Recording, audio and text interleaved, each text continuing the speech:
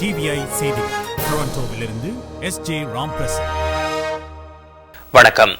தமிழ் மக்கள் அரசியல் அதிகாரத்தில் தமது பங்கினை வேண்டுகின்றார்கள். அரசியல் தீர்வு ஒன்றை அவர்கள் எதிர்பார்த்து காத்திருக்கின்றார்கள். இவ்வாறு தமிழ் தேசிய கூட்டமைப்பின் நாடாளுமன்ற உறுப்பினர்களில் ஒருவரான சுரேஷ் பிரேமச்சந்திரன் தெரிவித்தார்.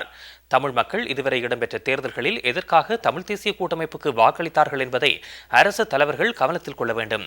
அரசாங்கத்துடன் பேசுவதில் எந்தவிதமான பயனும் இல்லை என தமிழ் மக்கள் தற்பொழுது கருதுகின்றார்கள்.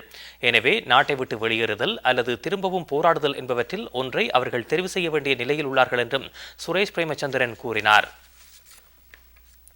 இலங்கையில் தமிழ் மக்களுக்கு எதிரான போக்கிற்கு முற்றுப்புள்ளி வைக்கப்பட வேண்டும் என கேட்டு சென்னையில் சர்வமத தலைவர்களும் பங்கு பெற்றிய ஆர்ப்பாட்டம் ஒன்று இடம்பெற்றது.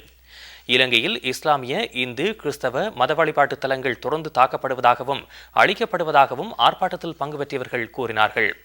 தமிழக ஆயர் பேரவைத் தலைவர் பேராயர் M.M. சின்னப்பா ஆர்ப்பாட்டத்திற்கு தலைமை தாங்கினார்.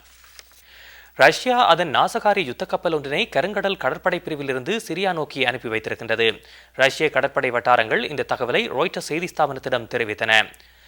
ஸ்மெட்லிவி என்ற இந்த கப்பல் துருக்கிய நீரிணையை நாளை புதன்கிழமை காலை கடந்து சிரியா நோக்கி செல்லும்.